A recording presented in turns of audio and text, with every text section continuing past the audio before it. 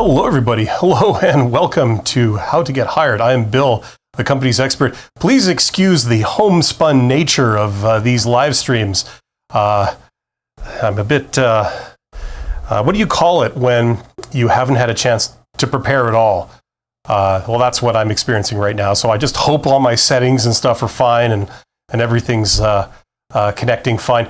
Thank you for being here. This is the weekly live stream where we talk about how to get a job, and as the name implies, how to get hired. Anything to do with careers, interviews, resumes, how to answer job interview questions, networking, all that fun stuff. The discovery of jobs, where to discover jobs, how to approach people, and just some higher principles of interacting with people. If you're an introvert and that's kind of something you're wanting to learn about too. Okay, great. So I'm looking at a chat feed and it says sign in to chat. So does that mean that I won't be able to see chat comments? Get in the chat. This is an interactive live stream, and one way or another, I will be able to see your comments and I will be able to answer your questions. So if you are wondering about something or struggling with something, let me know in the chat box and I will do my best to help you out. The title of today's episode is Questions to Ask the Interviewer. So this is referring to at the end of a job interview, usually one of the last things that the recruiter or hiring manager says to you is, do you have any questions for us? And at that point, you have an opportunity to ask some stuff back to them. And that's what we're talking about here, what you should ask, what you should do with this opportunity, how you should respond, and what it means. And excellent. I can see your comments coming in over the chat, so that's great.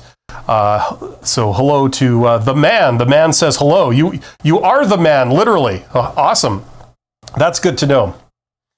I never had the guts to self-title myself like that, but hey, confidence is as confidence does. Mauricio, if I'm saying that right, Perez says, hi, glad to be here. Lately, I've been thinking to make a software as a service platform, but I feel that almost nobody talk about taxes applied to those projects. Okay, well, I do a weekly live stream where I talk about entrepreneurship. It's called Side Hustle Ideas, and I do that on Mondays. But unfortunately, Mauricio, today is not that day, so I'm not going to get into tax issues on starting a business. So sorry about that. If you're here to talk about getting a job, that kind of thing, and I'll be happy to help you out. How do you say that? Mitan. Is that how you say that? More of a guttural H sound. Mitan says, good day. Good luck with pronouncing my name. Ah ha ha ha. Yes, I specialize in pronouncing all four names. People come to me from the world over, internationally, just to hear me bastardize their name in a very derogatory kind of way. Completely unintentional, of course, but that's the way it seems to work out. So I'm glad you're here, and it's all part of the fun, and you got the right attitude. So thank you for being here. How did I do? Very close. Awesome. Okay, I'll have to put more of an H sound under the A umlaut. A double A umlaut. You need to have 3 A's, all with umlauts on them, and maybe one giant line over top of all 3. That's how you know it's cultural, put it that way. Amaze says, hi, Bill. This live stream title seems a bit off from what was previously shown on your channel, just an FYI. Well, yeah, I think I swapped the format around, but hey, experimentation is good, especially experimentation when you stand to drive your entire audience away. But anyway, thank you for being here. At some point, I will actually start talking about how to answer this question. And Pranay says, I went through 5 rounds of interviews and still didn't receive an offer. They followed a rubric method, boasting about it, and the final round, and I wasn't at my best, and in 2 days I have a rejection. Yeah, that's lovely. Those type of people would do well in education.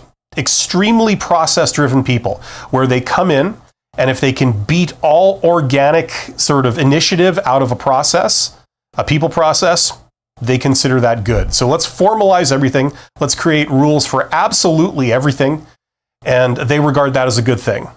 And it's part of what I perceive as a mind virus. It's people who are stuck in large organizations, who have concerns, have large organization related concerns, like covering your butt. You don't ever want to be seen to make a decision, because if you do make a decision, you could be blamed for that. So what's the solution? Well, we just apply a standard methodology to everything, including how we evaluate candidates. And then if a candidate doesn't work out, it can never come back to us, even though we're the one that picked them, because all we did is we just followed the approved standard methodology. And you're not suggesting that our approved standard methodology is wrong, are you? Oh, no. So I'm not to blame. I just followed the process, just followed our own policies. You got to love how that works. Oh, I miss corporate life. Okay, let's get right down to it. As I said, the topic of this live stream is questions to ask the interviewer. Now, as I struggle with my technology, as I always do, at the end of a job interview, they will give you an opportunity, usually, to ask them questions, right? This is interesting and useful for a couple of reasons. First of all, before we even get into what questions to ask, okay? If you start asking them questions after being invited to, and they are very enthusiastic about answering, and they go on at great length giving you full and complete information, and they seem really interested in talking to you, that's a good sign. That suggests that you passed the interview. If, on the other hand, you start asking them questions and they don't really seem into it, they give you very short, very curt answers, and they just seem to want to get this over with as quickly as possible, that suggests the opposite. It suggests that maybe you didn't pass the interview. So it's the one thing that I'm aware of where you can actually get some sort of feedback as to how you did in the interview. And the more experienced interviewers you have, or the more senior people you deal with, they will be more skilled in obfuscating their true feelings. So these differences will be very slight if you're talking to like executives, generally speaking, but they might be very pronounced if you're dealing with somebody very much lower down, like a recruiter. So that's one interesting thing about this. The other thing is that if you ask some weird questions, okay, if there's a problem, any kind of red flag with the questions you ask, that can sink the ship. You could have done very well in the interview up to this point, but if you ask something that makes them feel awkward or is borderline insulting or just signals that, you're not, like you're a bit out to lunch, you're asking crazy questions that don't matter, that are irrelevant, that can still sink you. So it's very important to get this right. If you were to say, no, I don't have any questions, that also is a red flag, because all things being equal, it tends to signal that you're just not interested. Someone who's interested will have a ton of questions to ask these people, right? Because at this point, you really don't know that much about the job. You've seen maybe some of its aspects described on the job posting, and maybe you might have learned a couple of facts from the interview, but you really don't know the vast majority of pertinent details, So, it's very important that you get this right. The other thing you can do is, if you were to ask weird questions, you were to ask questions about benefits, salary, compensation, that kind of stuff, depending on the details, it can be construed as, you really don't care about the job. You care about what you're getting out of this and not what you can contribute. Now, everybody knows that we're here to get a job because we need money. We need compensation. That's why we're here. That is a primary concern. But the fact that you're drawing attention to it in so bold a way right in the interview, that can signal that, that's really where your mind's at. You don't care about the details of the job. You don't care about the company. You don't care about doing a good job in your role. You just want the cash, right? Or that's how it looks. So I would steer away from asking about vacation, salary, pay, benefits, anything you're going to get out of it directly. And I would ask questions that's more about them, more about the company, more about the role, more about what they think of the role or the company or the industry, that kind of stuff. That shows you're more interested in them, more interested in the role, more interested in the company, and that's what you want to convey. Hopefully that makes sense. Okay? So, having said all of that, what questions can you ask? First of all, let's get something out of the way first. The very last question you should ask in a job interview is always, where do we go from here? That should be the last thing you say right before you start shaking everyone's hand or getting up to leave, or during it if you haven't done it up to that point.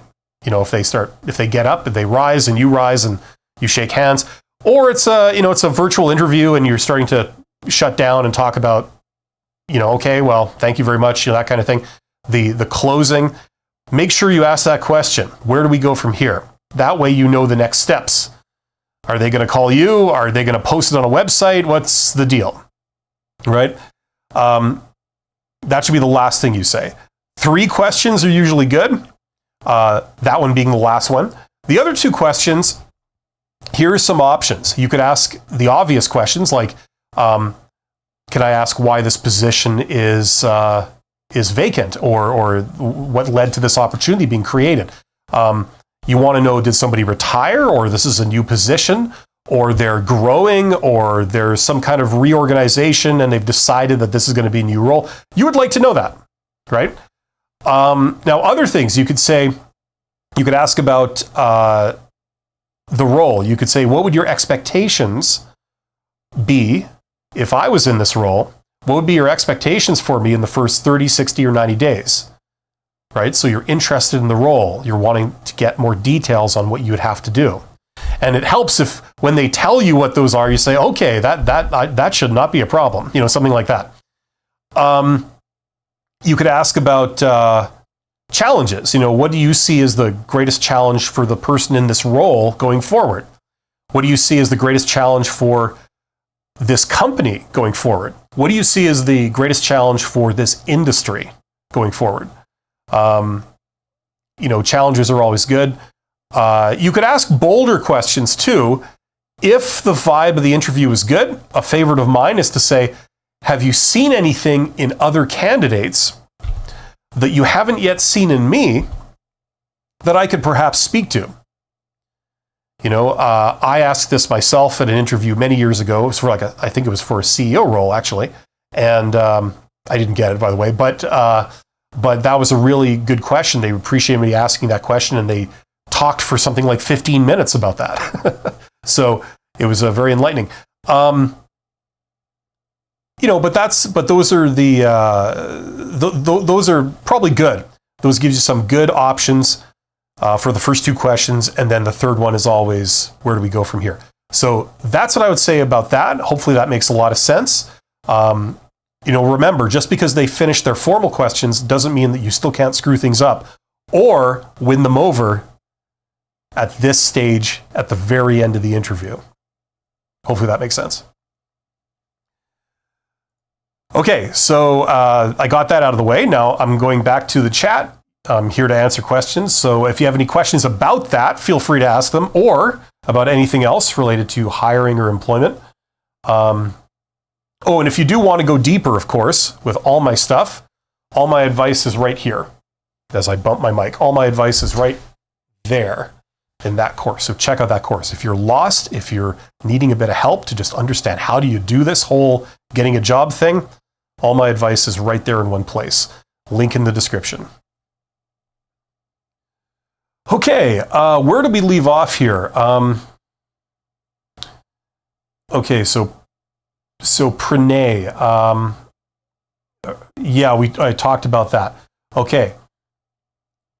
El Matan says, I'm surprised how often I was given a job by not applying, but just going to the office and asking. Sounds very silly, but worked for me. But I do work blue collar and corporate. That's not, is asking about turnover rate a bad idea? Okay, first of all, that's not silly at all. You are demonstrating the hard, cold facts of hiring, which are that the vast majority of people do not get hired by responding to posted job ads. The vast majority of people get hired by some form of networking. And this, what you just described, is some form of networking. You went and you made contact with people physically at the company. That's networking, right? You showed up, right? And what happened was, when you showed up, first of all, just by being there, you signaled that you had initiative and that you were interested, right?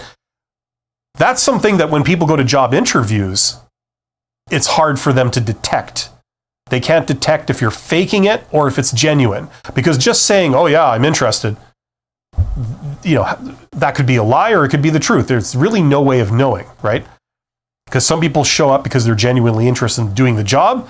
Other people show up because they just want the money and they'll apply to anything, right? And they have been applying to anything, right? So by showing up, you signal both of those things without any question or doubt, okay? Then, once they interacted with you, they spoke to you, they saw you, they got a sample of your communication skills, your professionalism, they approved that. Now, if you showed up and you were extremely off-putting, like as an extreme example, you showed up, you smelled bad, your clothes were all wrong, they were food stains all down them, your grooming wasn't really together, and then you were belligerent and off-putting and, upset, you got angry with them, obviously that's an extreme example, but you see what I'm saying, right? They can see all that, right?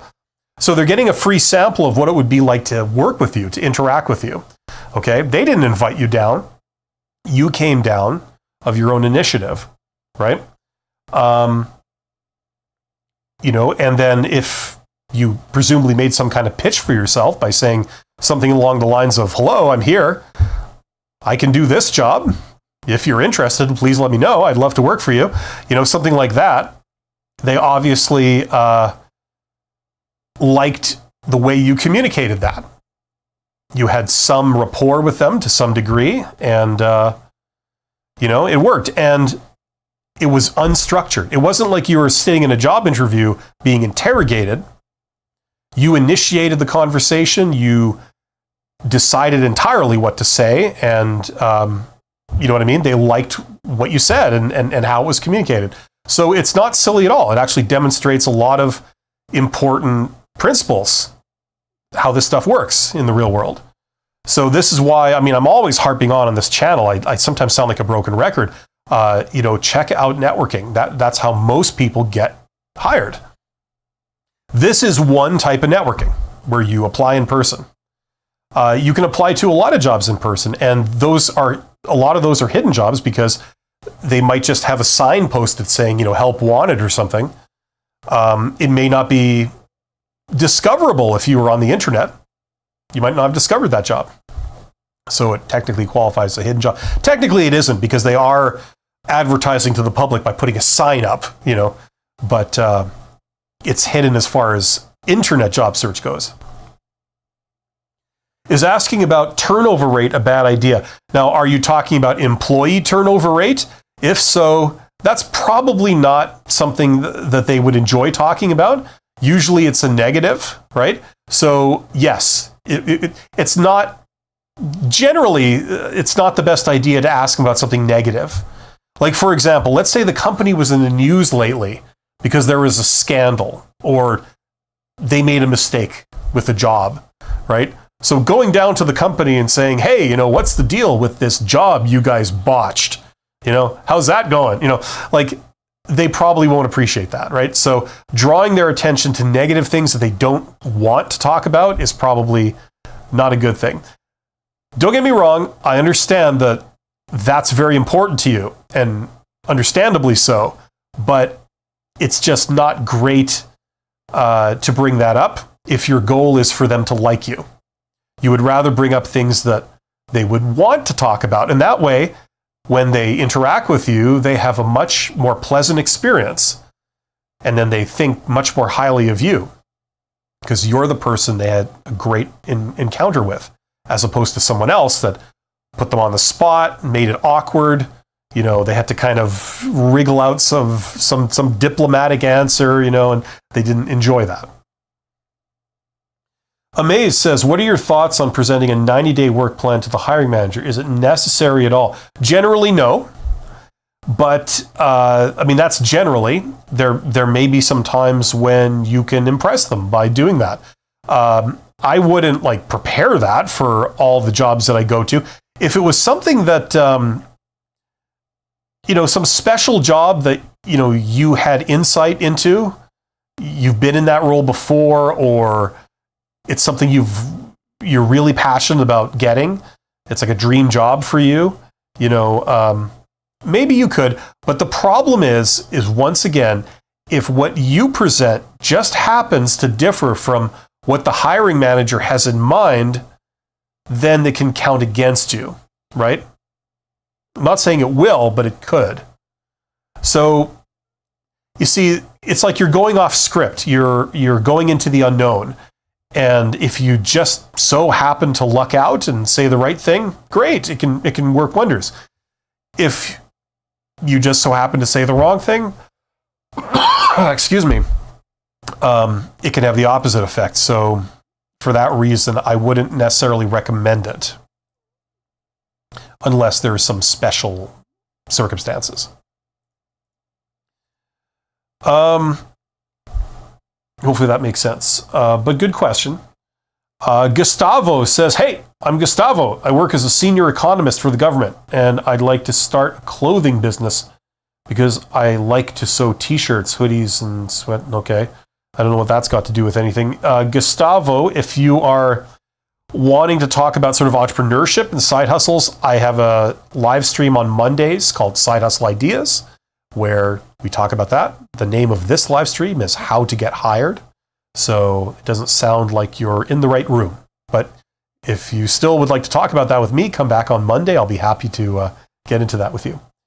The man says, is it bad if I said I don't ask enough questions for hiring manager at the end of the interview because we went over time and they have more interviews? They also said I was a great candidate before this. Is it bad if I said I don't ask enough questions? I don't understand exactly what you mean by that. If you went over time and they didn't have time to ask questions, to answer any questions, that is understandable. That's neither good nor bad.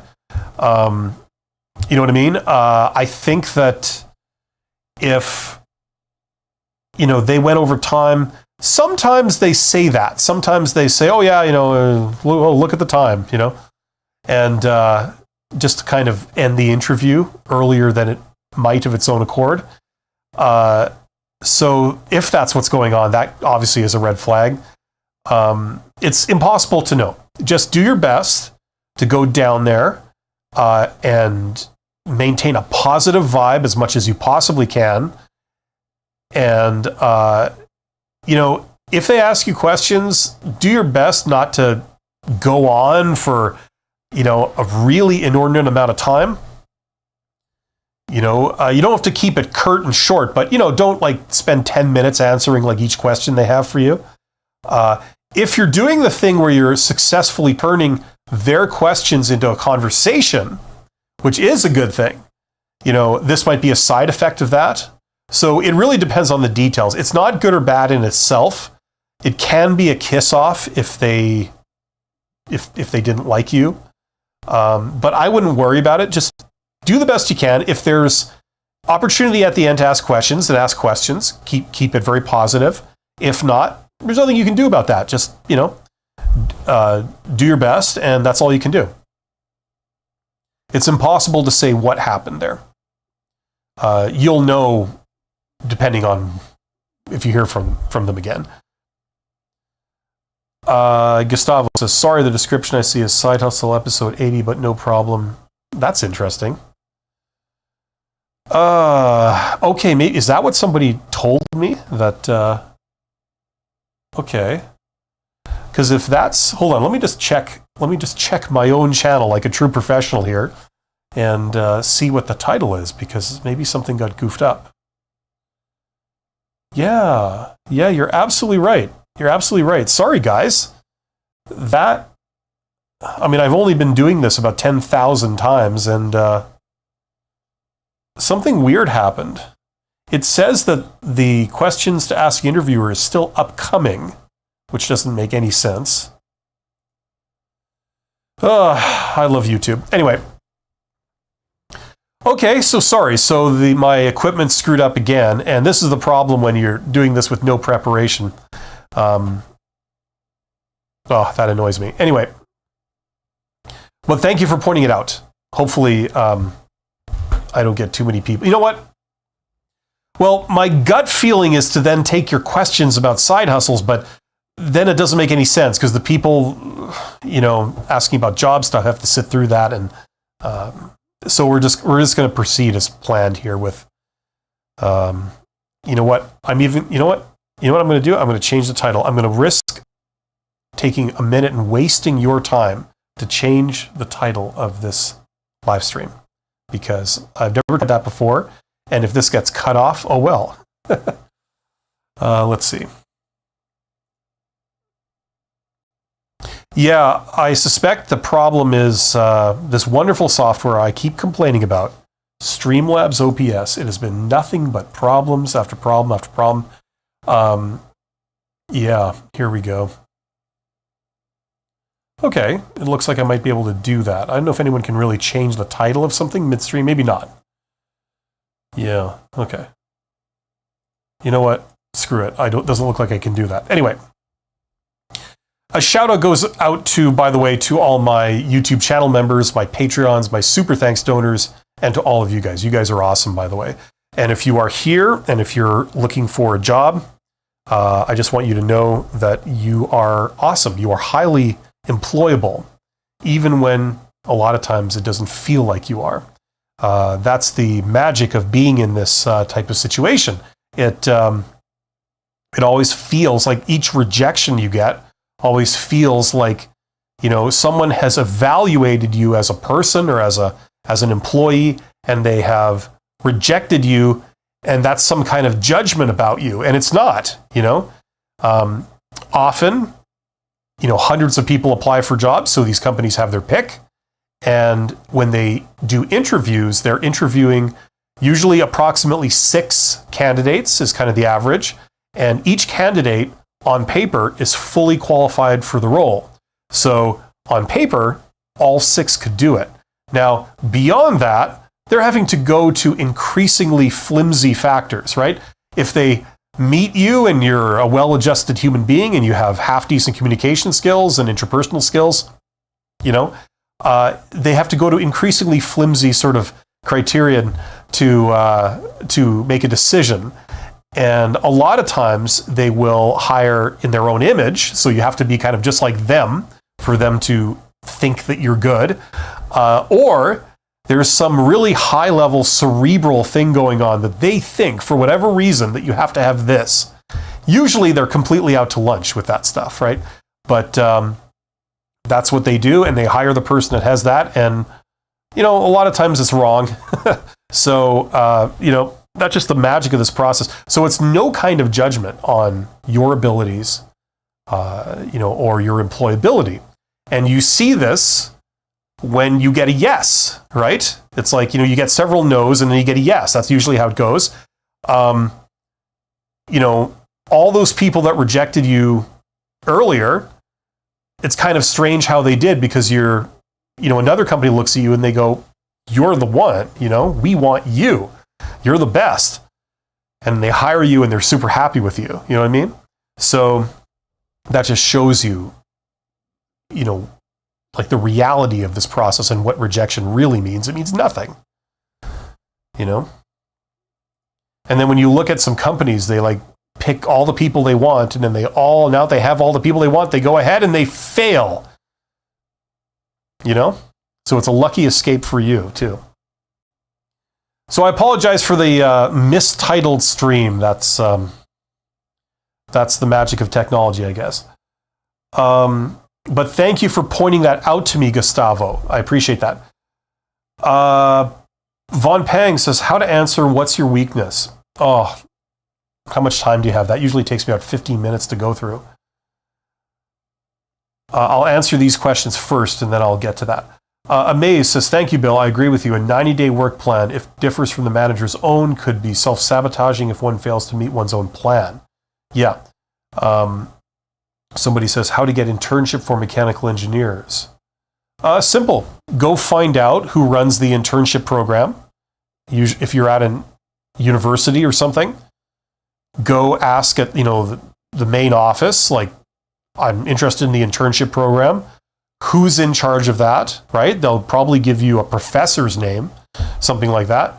Go and talk to the professor. Physically go to their office, okay? And all you have to do is say, listen, I'm very interested in the internship program. I would like to know more about it if you can tell me anything. And then let them talk. And then, the only other thing you could ask is like, how do I sign up for it? And then go and do what they say. And then go away, go and sign up for it. And then come back to them, a day or two later and said, okay, I signed up for it. I did what you said. I'm very, very excited. Is there anything more I would need to know about this? Where are the internships? Usually universities have relationships with different private companies to do the internships. And it's a mutually beneficial thing. So the university gets to send a student to get practical experience as part of the program. So that's how they benefit. Their program becomes more valuable. The private company also benefits because they get like labor for cheap, right? They get like a engineer in training or something for practically nothing, right? So they like that too. So it's a mutually beneficial thing, right? And while you're talking to the professor, just ask them, is there anything that I can do that would make myself a more attractive prospect? And they'll appreciate your enthusiasm. They'll appreciate if you talk to them in a respectful manner, in a professional manner, they'll see like that's how professional you are. They'll see your initiative in coming to see them. That signals how passionate you are about doing it. And if you ask intelligent questions about it, that also signals to them that you're on the ball and you'd be a prime candidate, right? So I would look into all that stuff. Abdel Malik says, after excelling in group exercises and a math test at a recent assessment day, I received feedback in my interview. Lacked the story, okay? They informed me that the finance team was impressed and I would be added to their talent pool for future openings. Kind of annoying feedback was given. The feedback given was great, so I'm actually confused as to why I got rejected. How can I put this delicately, Abdul Malik? Listen, it's very nice to get positive feedback, and certainly that's good, okay? But it's a no, right? So, don't be confused. It's a no. And to soften the blow, they're saying some nice things while they give you a no, okay? So that's the reality. Now, listen, the reality is we get rejected far more than we get accepted, okay? That's typical experience. Everybody gets rejected many, many times before they get accepted. I don't care how brilliant you are, you will be rejected. And you'll be rejected out of hand, too. Right? Where people don't even really look at you, but they reject you. You know what I mean? It's not about you. It's about them. It's about what they happen to be looking for. And sometimes they're looking for some really weird things. And sometimes they're not looking for the things that they should be looking for. Right? But that doesn't matter because it's all about what they're looking for. Okay, so it is kind of annoying and it is stupid. At least these people are trying to say some nice things when they give you a no, which is good, that signals they're not the worst people out there. So that's good. But listen, don't worry about it. Get on the horse and keep trying. Pursue more opportunities. And sooner or later, something will come along where they give you a yes. That's just how it goes.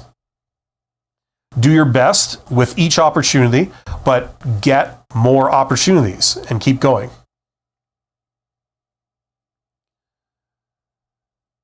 Amaze says, my advice after many interviews over the years is never lose your guard no matter how friendly your interviewer gets. Be concise with your answers and tailor each response to suit the role. Absolutely, yeah. It's a known tactic that in job interviews, one of the things they do is they try and get you to let down your guard. They try and almost convince you like you're talking among friends. Where are your friends? Come on, you can sort of loosen it up a little, and just kind of, just talk casually and, be honest about things and go into detail that, maybe you wouldn't normally say, but, do it anyway, right? And that's where they get you, because it's a trap that you just walked into. It was an ambush. They got you to overshare. They got you to drop your guard, right? You revealed something. Maybe you went off script. Bam. It was a red flag. And they reject you for it, right? This is a well-known thing, okay? So when you go to job interviews, definitely be warm and personable and friendly. Look approachable. Look like you're having a good time, even if you're in living hell, okay?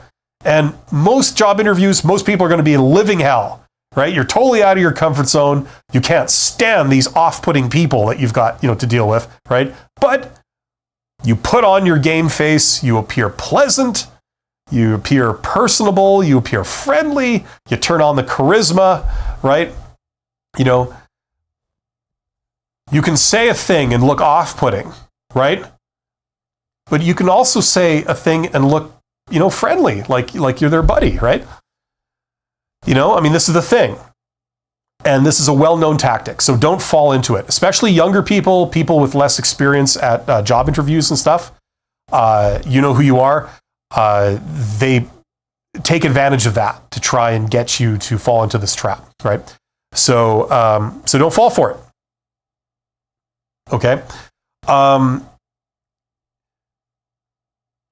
Absolutely keep your guard up. And what really helps is rehearsal, right? Rehearsal is the key to success. If you go down there and you've practiced, first of all, you know the answers to all the common job interviews. You know them backwards, forwards. You also have a sort of library of behavioral related questions. You have their answers right up here. I recommend 10 behavioral interview questions where you have an answer prepared and you have rehearsed saying it in the STAR format or some other, useful format.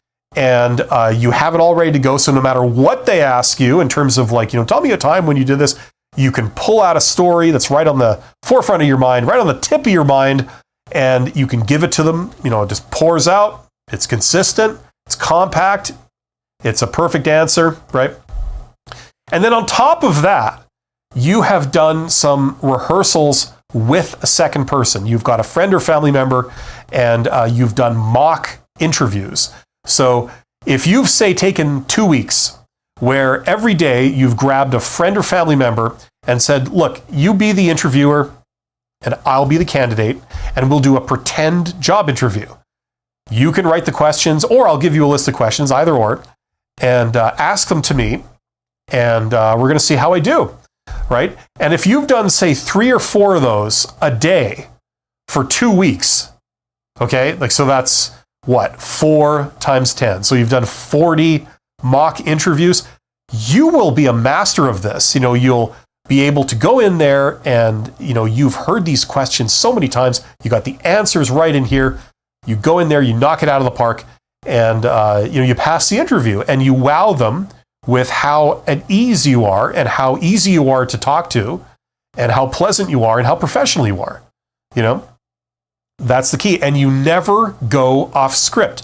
You even rehearse contingency answers, fallback answers. So if they ask you a question that you don't know, like you're just baffled by it, okay, you have an answer waiting for just that contingency, right? Usually something that relates to the posted job requirements, right? You say, well, I'm sure that in the real world situation, I would use my abilities based on the fact that I have these things that you said you wanted. That would enable me to solve this. Something like that, like some kind of fallback answer. You have a couple of those ready. You won't have anything to worry about. And then all it is after that is a matter of experience. The more job interviews you do, the better you get, the more confident you feel, right? So that's all it is. It's a simple formula. Now, if you're not getting interviews, that's a separate problem, okay?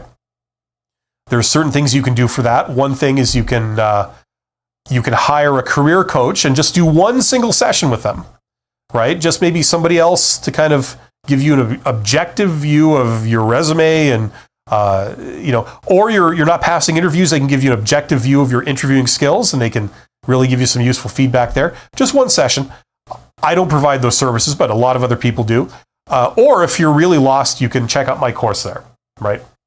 I've got a lot of free videos, but like if you want to get the whole thing in one place with templates and everything, all my knowledge, all complete, right there. Check that out. Link in the description.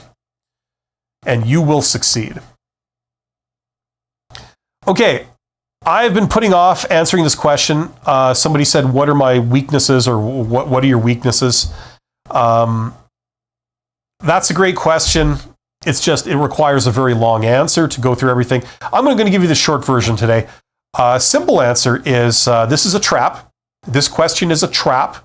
It is the king of the trick questions they could ask you, because a lot of recruiters, you ask them like, what should I answer when someone says, what are your weaknesses? I'm going to mess around with my cameras here for 1 second. There we go, something like that, as long as it's brighter than all hell.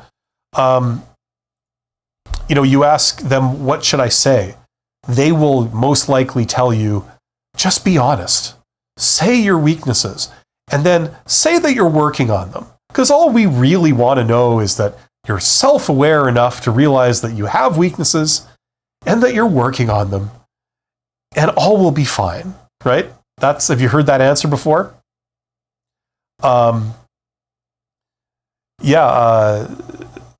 See you, EI Metan. It's been great having you here. Best of luck. If you hear that answer from recruiters, it's the most self-serving thing ever, because what usually happens in the real world is, you see, they are trying to eliminate candidates, right? You start with hundreds of candidates, and their job is to whittle that number down until you get to one that you hire, right? So they've already filtered out many people to get to an interview, and then if there's more than one round of interview, then they filter more, right? So they're looking for reasons to reject you, right?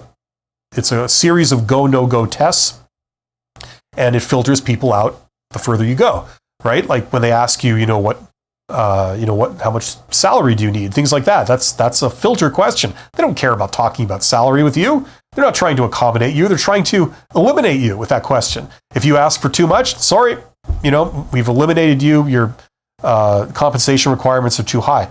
So this question, what are your weaknesses? It's exactly the same thing, right? What they do is, if you say like a really serious weakness, you say like, oh yeah, I've got a terrible temper, right? But I'm working on it. They'll be like, okay, thank you very much. I appreciate your candor. And then they eliminate you, right? For that reason, you revealed that, this is a problem with you. What do they know about you? Well, you're qualified, but you've got a bad temper. It's like, we're not going to hire that person, right? So you fell into the trap. So this question, it's very delicate how you get out of it, right? You have to give them an answer, but the answer can't eliminate you.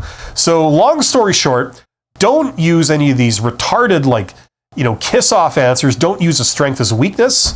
Don't say you have no weaknesses. Don't make a joke like, my weakness is chocolate, right? I did that. I said that in a video. My weakness is kryptonite. It's like, they've heard that. They've heard that before, These people do interviews for a living, right?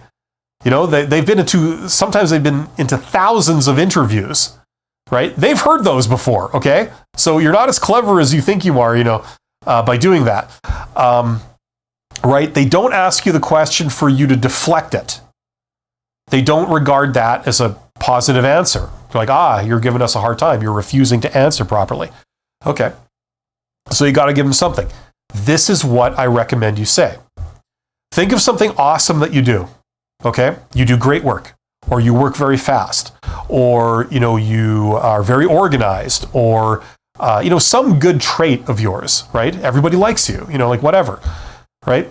Now think of an understandable side effect of that, okay? Everybody likes you. That's a great thing. What could be a side effect of that that's negative? Well, maybe that means you have to be off talking to people a lot of the time to build relationships. Maybe you're away from your desk not working, or you're away from your workstation, whatever you're supposed to be doing, right? So, okay, everybody likes me, but I'm off building relationships when I should technically be working, right? That's a side effect. Okay, it's a trade-off, right? Maybe you're really, really organized. That's great. That's an awesome trait. What's a side effect of that? Well, maybe it takes a little time. You got to put in extra time to be that organized, right? So you're not the fastest worker, as I hit my microphone. Okay, so think of an awesome thing you do, and then think of the negative side effect. When they say, what is your weakness, or what is your greatest weakness, or what are your weaknesses, you're going to mention the side effect, okay? So you start off saying something to the effect of, well, I do this great thing. I'm an extremely organized person. And, there's never any chaos. Nothing is ever forgotten or overlooked because I'm always on top of it. However, sometimes that means that I'm not the fastest worker because I have to put time into my organization, right? So there's your weakness, right? And then the third, so that's what you say. You give the good thing, and then you give the negative side effect. And then the last part is you say what you do to make sure that weakness, that side effect, never becomes a problem. So put it all together. What's your greatest weakness? Well, I'm the most organized person in the office, and I take pride in that. Unfortunately, it means that I'm not the fastest worker because I have to maintain a system that I use. However, what I found is that when I get an assignment from my boss, I always ask verbally. I say, if I get it to you at, here, like tomorrow, or I give a time frame of how long it's going to take me, and I say, is that okay? 95% of the time they say, sure, that's not a problem. So that way, even though I take a little extra time with things, it's never a problem. It doesn't impact my work at all, and I produce great results. Right? So you technically answered the question, what's your weakness? Well, you're not the fastest person, but it's an understandable side effect of something awesome you do, like you're extremely organized, no details are ever lost, you're always on top of things, right? And they can't eliminate you for that because you've just said how the fact that you're a little bit slower never affects anything, right? Your boss is always absolutely, they don't see any negative side effects whatsoever from that, right? You've made sure it's never a problem. So it's a very involved answer, but that's the answer that I recommend. Okay, right? Hopefully that made sense. Okay, where did we leave off here? You see, this is when I answer questions like that, it takes me a while.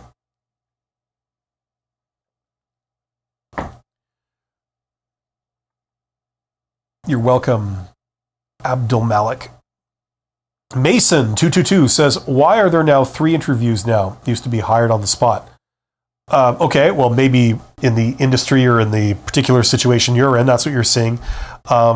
That's certainly not universal, and that's certainly not across the board. If it was a big company, I would suspect the simple reason is because people want to cover their butt, right? That's why they want to include more and more people in the process, right? So that, you can never be responsible for hiring someone who doesn't work out. That reflects poorly on you if you're the recruiter or anyone else involved in the process, right? So one way of doing that is to just have more rounds of interview with a lot more people. That's one explanation. There's many explanations. Another one is that there's a lot more candidates applying for things. So, there's a variety of reasons why that could be true. Skywalker says, what are the most common reasons for a final interview rejection? Simple. They didn't like you as much as somebody else.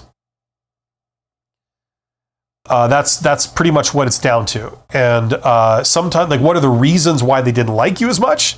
That can be absolutely anything. It can be ridiculous things. Like, I'm sorry, one candidate and I like the same sports team. I said that in a video I have that has millions of views on it. The boss thinks that, well, I just wouldn't be able to relate to you as well on the job. And in knowing that you're a fan of the opposing sports team, you volunteered that, and that, unbeknownst to you, that's a big deal for me. I don't want to work with someone who's rooting for the opposing team when I'm such a rabid fan of this team. Stupid, right? And they'll never admit to this. They'll never say you were rejected because of this. But a lot of times it's silly things like that. It's a total judgment call, and it's a total throw of the dice, okay, the die, on who gets rejected in a final round. Usually the final round is like 3 candidates. There's the final 3. And, that's usually how it goes. All 3 people are qualified. All 3 people have all the requirements in terms of soft skills. They're reasonably professional. They have reasonably good communication skills, collaboration skills, that kind of thing. It's a total judgment call. It's just, who would they prefer? And usually people hire in their own image. People place value on things that they themselves have. And they place less value on things that they don't have, right? So an accountant is more likely to hire an accountant than, say, a salesperson. When it comes to like if this was a managerial role or something, like you could be either. Who would make the best manager? An accountant or a salesperson? Or an operations person? Or an HR person? Or a finance person? Right? Or an economist? You know what I mean? It's like they all can bring special perspectives to the role, right? But if their big boss that oversees an entire division of all these different stores or something is hiring a store manager, and that divisional boss happens to be an accountant, usually what you see is all the store managers end up being accountants, right? The accountant will hire accountants, right? If the divisional manager tends to be a salesperson that came up through sales, they'll tend to hire salespeople as store managers, right? So people hire in their own image, and you have absolutely no control over this. It just entirely depends on the situation you happen to be walking into. It has absolutely nothing to do with you.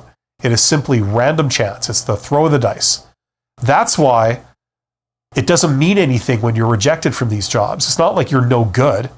You're perfectly employable. It's a matter of taste. Some people like, steak, and other people like Cheetos. It's like, which one's better? Which one's more suitable? Well, it depends.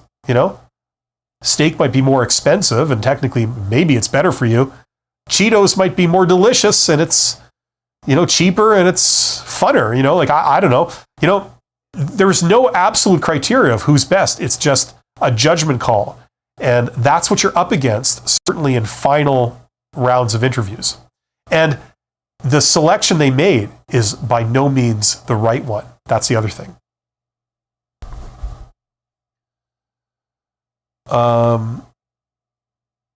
Abdul Malik says, I'm aiming to transition into accounting, but face competition from candidates with more direct experience. I'm a graduate with a background in sales. How can I effectively bridge this gap? You studied accounting. Okay, so this is what? Like you're getting a job in it, or are you going back to school for it? Or like, what do you mean by transitioning to accounting? Is that on the job? You're like transferring to the accounting department or something? Or that's what you want to do?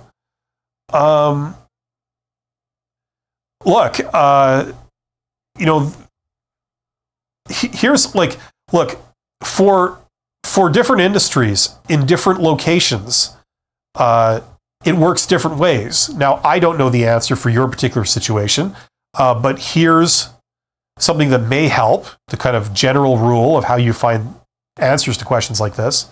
Okay. Go on LinkedIn and look up, the role that you want to be in, right? So let's say you live in a city. Okay, so do a people search on LinkedIn that's confined to that city. Okay, then search for the role, like the title, the job title, whatever that is, right?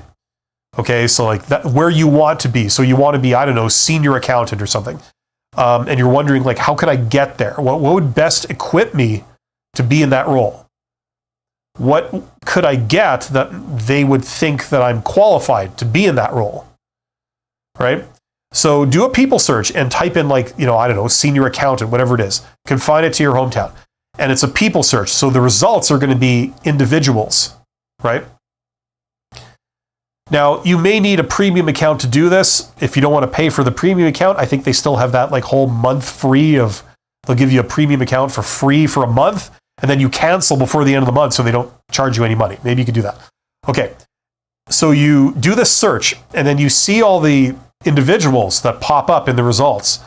They're either in this role now, or they've been in it in the past, okay? Start looking at their profiles. Look at what they have. Do they have certain education? Do they have certain experience? If they all have 10 years experience doing accounting, that tends to suggest that you would need that to be in that role, all things being equal. If, however, you see that some of them have that, but some of them don't, but they're still in the role, then it suggests it's not essential, right?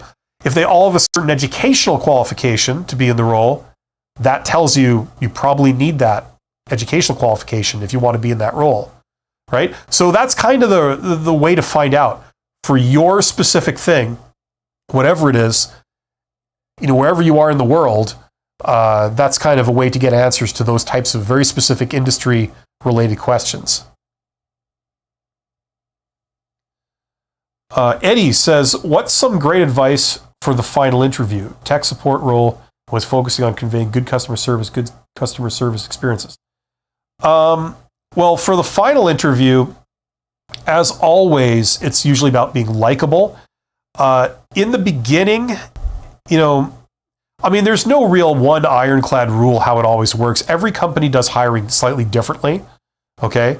But usually a general rule is if you're going to talk to a senior person in a job interview, and there are multiple rounds of interview, it's going to be towards the end, right? They're not going to bring the CEO down to attend a job interview when it's everyone's first interview of 4, right? Usually they filter out all the noobs, right?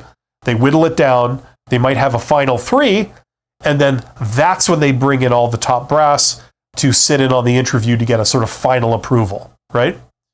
So, generally speaking, if there are more senior people in the interview in the final round, okay, they will care about higher level stuff.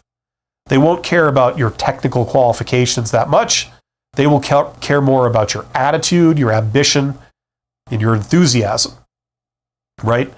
Your understanding, like, what the priorities are for the organization, right? So, for example, in a customer service role, maybe in an earlier interview, you might have wowed them by saying, I'm super pleasant on the phone. I make sure that every customer has a good experience, right? But maybe if it was the final round interview, you would say, and maybe the president of the company is there or something, you would say something more like, well, I try and give every customer a good experience, but I also do it in as brief amount of time as possible. Those are my 2 priorities. Keep it brief, but make it as pleasant as humanly possible, right? So it's like you're paying attention more towards, like, the company's priorities and what they care about, and the bottom line and all this kind of stuff. So, you know what I mean? It's more tailored to a higher level person. That's the only real advice I can think of for something like that. I mean, just do your best. Sometimes they do multiple rounds of interview because they go deeper each time. Other times they do multiple rounds of interview because it's like they just simply bring in different people. And it's almost like the first interview all over again, but with different people, That sometimes happens too. So it's hard to say, but that would be the only general rule I can think of.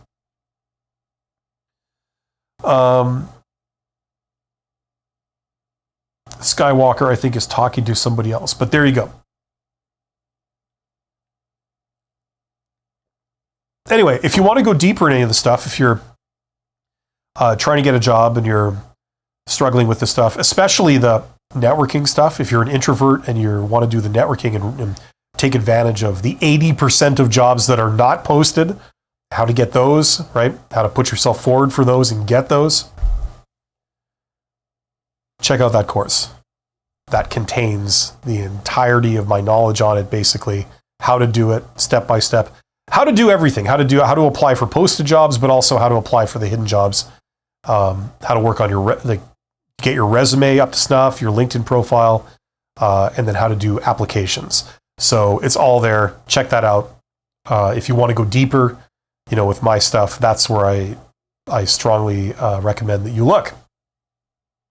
If, however, you know kind of that stuff, but what you're wanting to do is maybe you're gainfully employed right now, but you're ambitious and you're wanting to climb the ladder, move up into a management position or a senior management position. One of the things in order to do that you have to tack on are communication skills. You got to have above average communication skills, high level communication skills. That's what that course teaches you. So that's a pretty popular course too. I've been selling a lot of those lately, and it's good because I actually like a lot of that material. I think that a lot of people, they learn it from experience, but sometimes you don't have 20 years to learn this. You know what I mean? You want to kind of fast track it a little bit. So that's why I put that course together.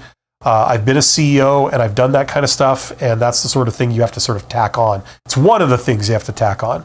The other thing you have to tack on is understanding money. You have to manage money once you get to a certain level. If you have profit and loss responsibility, you have to be able to understand accounting and understand the basics of finance and things like that. That's something else you have to tack on, right? But communication skills is also something you have to tack on. You usually get these through experience, right? If you can manage people and money and an operation, you have industry-specific knowledge, then you are a candidate for moving up. And you also understand that you have to represent your organization and all this kind of stuff. So the way you behave and the way you speak has to change a little bit. But if you're looking to do that, to play that game and to climb the ladder, that course can help you certainly with the communication side of things. It's called Write Like a Professional, but it's really more about like what to say. Not necessarily how to write, like how to write an essay or something. It's how to respond to things, how to communicate certain sensitive things. That's what that course is about. So check that out. Link in the description. SS says, hello, SS. Abdul Malik says, I'm aiming to transition into accounting, but face competition. I think I read that, right? Yes. Skywalker says that. Did you assume you did well whenever you did a final interview? It's a question for you. For who? I assume you're talking to somebody else. I didn't do any final interviews. Not for a very long time. Eddie says, thank you so much for the advice. Greatly appreciate it. Well, you're welcome, Eddie. Hopefully that's useful. Abdul Malik says, funny enough, I was told in a networking event that my height could be seen as intimidating in interviews. But are you a gentle giant? That's the big question. I have known some extremely tall people in my time and some rather short people in my time. And what I've learned, just in my own personal experience, was that you get gentle giants and then you get small man syndrome. Some of the nastiest, most aggressive, most off-putting people I've met are like a little bit shorter in stature, I should say. Some of the people with the worst tempers that would mouth off and like insult everyone to their face, they're always the short people for some reason. I'm not sure. That's just been my personal experience. And but in more than one industry. I noticed this in the railroad. I noticed this in education, of all things, and I noticed this in IT. So I don't know what it is. I don't know if it's just me. I keep attracting these people, or there's some larger thing going on that we all need to be concerned about. But so, funnily enough, you say funnily enough, if you're really tall, like I would kind of almost assume that you're a very easygoing, gentle type person, because that's always been my experience when dealing with like people of above average height. But you never know. That could change. I'm sure that's not an ironclad rule. So I guess it depends. What you could do is you could do the thing where you walk on your. I mean, am I allowed to say this? Do the thing where you walk on your. You put your shoes on your knees, and then you can fool people. Maybe at Halloween, that you're a little bit shorter, right? When they don't know you that well, and then they don't have a good look at you, and then when you then get up and you're like 3 feet taller, that kind of thing. Always good for a laugh, right? It also helps if they've consumed an entire bottle of whiskey. But don't worry about it, Abdul Malik. You can't help any of that. And you know what? Sometimes it's just good to stick out. It really is. Amazed says, "Hi, Bill. Could you do a live stream on storytelling, maybe with Abby? I think that's a huge interview success factor." If you ask me that question in a live stream with Abby, we could certainly talk about it. Sure. I don't know if we would do an entire stream on it. And what we're kind of doing these days is we're just opening it up to questions, and that seems to be getting a lot more response from people. So rather than like showing up, having done preparation, talking about a certain topic, so the topic is how to get hired and everything that entails. So if you show up for one of those collaborative live streams, sure, like ask that question and we'll do our best to answer it there. I'm actually interested to hear her take on it, because storytelling is like a modern thing. It's like it's one of these buzzwords, and I just assume it's like a sort of flavor of the month kind of buzzword, but it keeps hanging around. It keeps, you know what I mean? Like it existed before, just so we didn't really ascribe that term to it so prominently.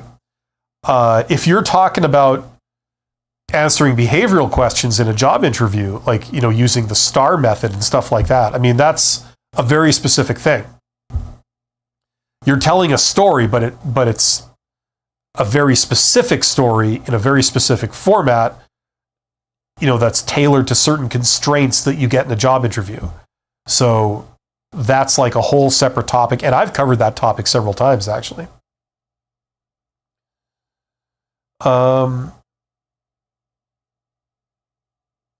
People say, wah ha ha ha ha. Okay, that's hopefully a good thing.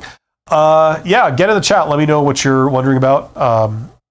We can extend this for a little bit longer. I have another live stream this afternoon. So like in an hour, I have a live stream called Honest HR Nitrous. So that's where we talk about more the grittiness of the reality of this stuff. So join me for that if you're available for that. And on Friday this week, I'm premiering a new live stream because I don't do enough. I figured I'd do one more, but it's very short, called Private Equity Rundown. So the two of you that are here that actually care about private equity or finance or growing companies or investing or any of that stuff, mergers and acquisitions, LBO, all that kind of stuff, consider joining me for that. I would like to talk about that stuff. And so I'm just going to jump in and we're going to talk about it. I'm not sure if anyone is interested whatsoever, but I'm going to throw my hat in the ring and start doing a weekly thing, and we'll see how it goes. So that's new on Friday. Friday at noon my time, which is Central Time in North America. So if you want to see me really make a fool out of myself, if you thought this stream went weird where I messed up the title apparently, you can really see me struggle on Friday with that. The man says, is it better to have certifications or portfolio projects if you already have a degree? Okay, well, that's another one of those questions that doesn't have an answer because it will vary depending on what industry you're in and where you are and the details, what you're going for. in order to get an actual answer to your situation, I already said it this live stream, but I'll say it again, the short version. Go on LinkedIn, do a people search, do a confine it to your hometown, okay? And search for the thing that you're going for, right? So, like, I don't even know what industry you're in or what your job title is or what your intended goal is. So if the goal is to get hired, right? That's what we're talking about today, to get hired into a position, then do a people search for that position in your hometown. And the results will be individuals. Go and look at all their profiles. See what they have.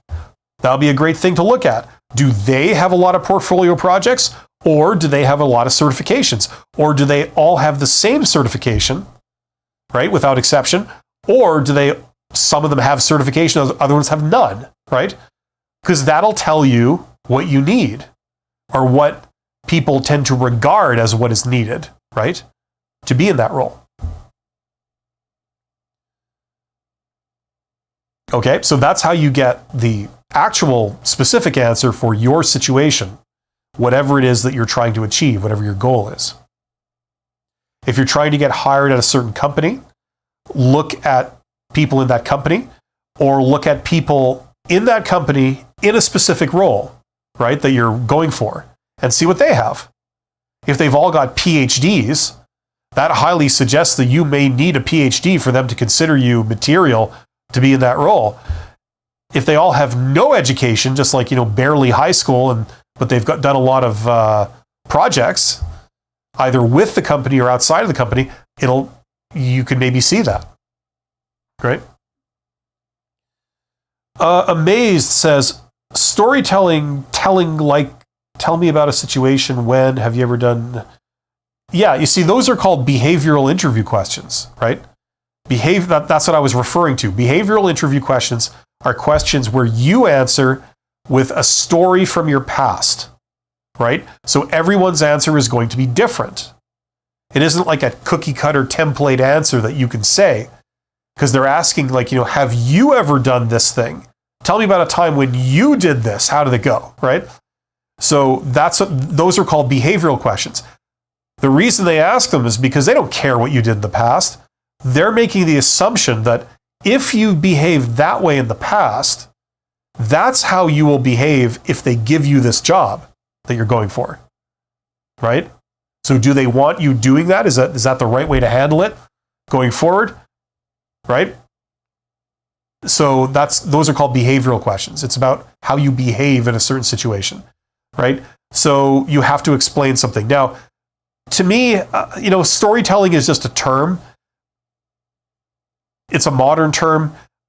You would answer with the STAR method, STAR, situation, task, action, result. So if they say, tell me about a situation when, you avoided a panic at work because of some emergency, you would say, oh, well, situation. It was 2 years ago. I was working for this company in this role, right? Task. It was my job I was the safety person or the union person or whatever I was, right, in this role. And one of my duties was to ensure that everybody is, conducting themselves in an orderly fashion at the workplace. That was one of my things. And if they are not, then to go and try and remedy the situation with them, right? Action. So, there was an incident in the shop, there was something exploded, whatever, and everybody ran away. And they didn't go where they were supposed to. They didn't run to the muster point. They all ran random places, right? And this is what I did. I sort of, got on the horn, the PA or the announcement system and said, everybody please, emergency, there's emergency here. Please evacuate, go to your muster points, that kind of thing. And this was the result. Everyone did there. We avoided a complete panic. Everybody eventually they reported at their muster points, and we found that everyone was present, nobody was harmed, and everything went well. Something like that. Obviously, you would do a better job if you weren't making it up off the top of your head live, but you answer in that format, right? So is that storytelling? You're telling a story, but you're telling it within this very rigid sort of formats, which is STAR. There are other formats too, but that's all you really need to know to do this. And then you would rehearse these when you rehearse for your job interview. You rehearse 10 of these.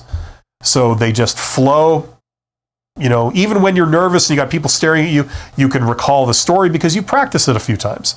You practice saying it in this format, right? And if they ask you slightly different questions, they don't say, tell me about a situation when you had to keep people calm. They say, tell me about a time when you were faced with like a real challenge at work and you had to resolve it. You're like, okay, well then I'd pull out that story. That's the one that question most closely fits of the 10 stories I have. So I tell that story. And I might change the words a little bit, based on the question they did ask me. But that's all you really need to know. I don't think there's much more to storytelling in a job interview necessarily than that. Guido says, I'd say an IT certs can be very good for getting past HR, but the actual manager will know if the certs means something. I wouldn't do a basics in Excel and put it on your resume. Yeah, that I can see that being true. I don't know. I was in IT, but like 20, 25 years ago, so it was a completely different world. Completely unrelated to IT today. Yeah, there you go. Anyway, if anybody has any last minute questions, please ask them right now because I will be signing off in about a minute. I will be back in about 40 minutes from now with another live stream, Honest HR Nitrous, where we talk about the same kind of stuff, but it's a little bit more gritty, a little bit more about reality. Not the theory, but how things actually turn out. And we acknowledge that. I know there's a lot of people out there that kind of don't. And it's a big sticking point for me that we do. Because I had some very unpleasant experiences when I was younger, like in my 20s and 30s, doing job interviews and stuff, and it was just so stupid. And it was very eye-opening at how unprofessional and ineffective it really was. And I know there's a lot of young people today struggling with these type of issues because it really hasn't gotten any better. Someone says, Dear Mr. Todd, I'm a biologist transitioning into business. I have learned it myself through many sources, including your course, but I've encountered the following conundrum lately, okay? I guess it's coming. So I will wait with bated breath. Yeah, and once again, just a reminder, if you are wanting to learn how to get hired, check out this course right here. If you are looking to move up and get into more of a senior role, manager role type things, check out that course. That will tack on the above average communication skills that you need to be in those roles. I'm a CEO. I've had to learn things, some things the easy way, but some things the hard way. And I've put it all into that course. And then finally, it's not technically relevant, I think, for today for the how to get a job thing. But if you do want to learn business, okay, because I also talk about business growth. That's my main line. I'm a management consultant, so I talk about that stuff all the time in my real life. Check out this, the $100 MBA. I have an MBA myself, and this is all the material for an MBA that you can use to learn business. It's a self-study course. The catch is that you got to do all the reading yourself. And I provide videos and stuff that guide you through it, but the material is not from me. The material is from the real world renowned experts. You're reading the textbooks they use in places like Harvard Business School in their MBA program and stuff like that. So you're just reading it yourself. And that's the textbook that they're working on in a lot of university programs all over the world, some of the most highly regarded ones. And I'm guiding you through it. So you can skim it and just get like a very basic overview, or you can really go deep and like get the full effect of, go to the depth that they would do in a brick and mortar 2-year MBA, if that's what you're wanting to do. It's unaccredited, so you can't wow anyone with a piece of paper, but you have all the knowledge. So all your decisions will be fully informed, and you'll be able to outperform at a job. You'll be able to start a business. You'll be able to do a lot of things successfully having that knowledge. So if that's what you're into, check that out. Link in the description. Okay, here we go. We got that rest of that story. So No matter how I rewrite my resume, my previous experience comprises mostly molecular biology labs, which I obviously cannot change. When I directly contact hiring managers, they see nothing related, marketing or finance. Therefore, their interest in meeting me. Yeah. Okay. If you're applying for finance roles when you have like molecular biology, okay, I'll read the rest, but I kind of know what the answer is. Therefore, their interest in meeting me plummet regardless of the expectations that I know my stuff. What should I do? I'm considering removing experience section altogether. By the way, thank you for the Advanced HR series and Write Like a Professional course. It's hard to find such material in one place. I'm looking forward to private equity videos with best wishes. Well, thank you very much. That's very kind of you to say. So listen, really, it seems like what you're describing is you're changing careers, right? That's what you're doing. If you had a career in molecular biology and now you're moving to business, that's a change of career, right? So the way people usually change careers is they don't go through the official hiring process with HR, right? Because you're encountering the reason why they don't do that. Because what is the universal metric that recruiters believe in? It's years of experience, right? Now, by definition, if you're changing careers, the job you're going to, when they say, how many years experience do you have in this role? You would say 0. I'm changing careers, right? And they would say, well, if you've got 0 years experience, then how could you possibly do the job, right? And they will hire someone with experience over you every time, right? Now, you and I know that many, many people change careers all the time, right? The way they do it is they do it through networking, through some form of networking. Once people meet you and they see that you're awesome, and they see that you're smart, and they see that you're passionate about going into business, like where you're going to, and you can have an intelligent conversation with them, you could talk shop with them about business. And by the things you say and the questions you ask, they can tell that you're on the ball. You understand what it's about. You get this, right? They will be inclined to give you a chance. So they may not hire you for some like very senior role, but they'll, if there's something like a little bit junior, they'll say, hey, we got something here. Now, normally we would hire someone with like a business degree or a certificate or something. But in your case, I'm gonna take a chance on you because I think you could hack this.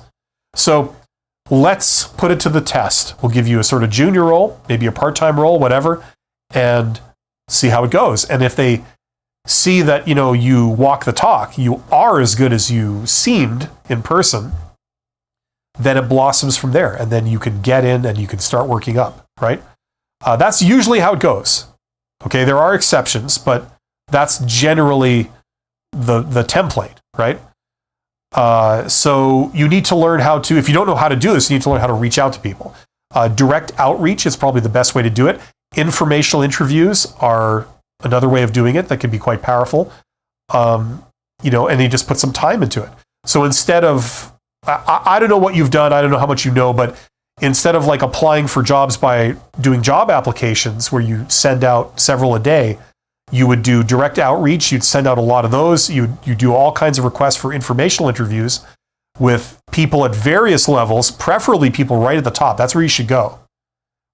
You could maybe come down to people that are in the role where you want to be, just so you kind of have an idea of like what that role involves and stuff. But in terms of opportunities, the people that can hire you on the spot, they're up here. They're at the executive level. Right? You wow that person and good things follow. Like if they are growing and they are hiring people, good things follow. Either they hire you or they recommend you internally to their compadre, the director of HR, and say, look into this person. I've had that happen to many of my students when I used to teach this in university. And you know what I mean? It's pretty powerful when the CEO hands the director of HR your resume and says, look into this person, right? You think they're going to like ignore it or treat you like crap? No, they're going to take it seriously. So that's usually how people do it. They do some form of networking. If you have connections into the industry, great. If you don't, that's fine. You don't need them. You can do direct outreach and you create the connections, right? Sometimes it's actually better doing things yourself because relying on people that you kind of don't know that well to put in a good word for you, that can often not bear fruit. So hopefully that makes sense.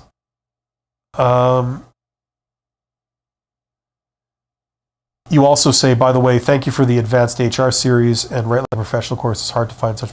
Okay, I read that. So hopefully that makes sense. I'm sorry, I can't say your name properly. Dimitri, is that how you say that? Anyway, best of luck. Hopefully that makes sense to you. I cover how to do that in this course, if you're looking for that, if you need some help with that. Otherwise, that's kind of the general approach. Just networking. There are many things under the umbrella of networking. Okay, many different things. Earlier in this live stream, we talked about like applying in person.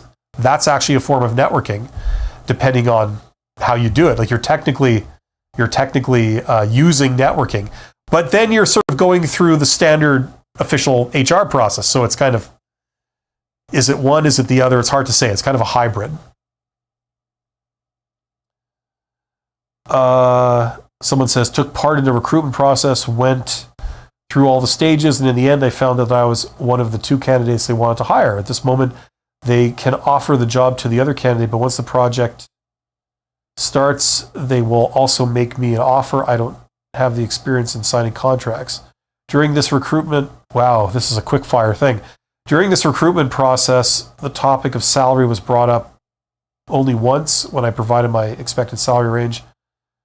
How does this conversation usually go when they make an offer? How can I negotiate the best possible terms for myself? Well, God, that's another like at least 20-minute discussion to cover negotiation. I have done a video on my channel that's called Salary Negotiation. It is an hour long, but it's good. I go through several different aspects of it, like how to answer the job interview questions, how to actually negotiate salary, what to actually do when they communicate an offer back and forth. I go through all of that. Check out that video. It's much better than what I could just do off the top of my head right now. And besides, I'm about to sign off. So hopefully that makes sense. N4 wall. Okay? I wish you the best of luck. And that's great to hear, Dimitri.